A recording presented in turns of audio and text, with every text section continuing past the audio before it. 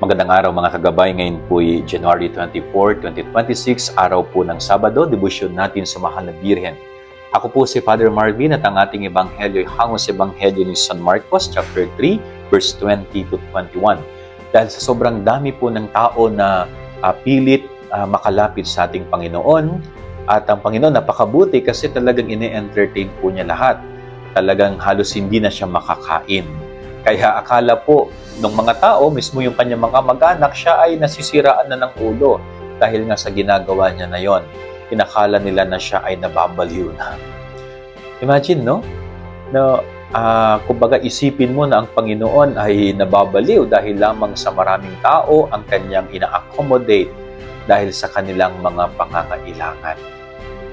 No? At ang nakalulungkot mismong mga kamag-anak niya yung nag-iisip ng ganon sa kanya.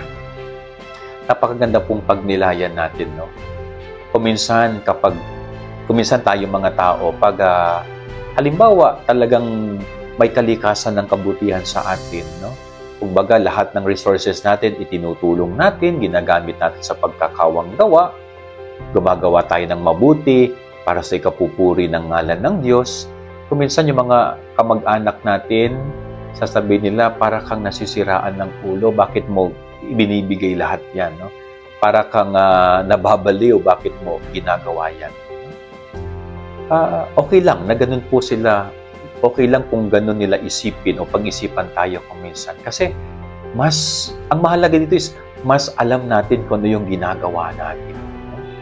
Hindi nila maintindihan kung ano yung reason natin, hindi nila maintindihan kung ano yung gusto natin na mangyari, hindi nila maintindihan yung ginagawa natin. Kaya kung minsan ay ganun ang salitang maririnig natin. Pero ang maganda po dito is, alam mo kung ano yung ginagawa mo. Alam mo kung saan ka patutungo, alam mo kung ano yung direction mo, alam mo ang lahat ng iyong ginagawa. Yun ang importante. No? Hindi mahalaga yung sasabihin ng iba. Ang mahalaga is yung ginagawa mo, ang mahalaga ay masaya ka sa ginagawa mo. At yung ginagawa mo na yun na nagpapasaya sa'yo, ay pati ang Diyos ay pinasasaya mo. Yan ang ating gabay araw ng maghapon. God bless po sa inyo lahat. Pagpalain kayo ng Panginoon.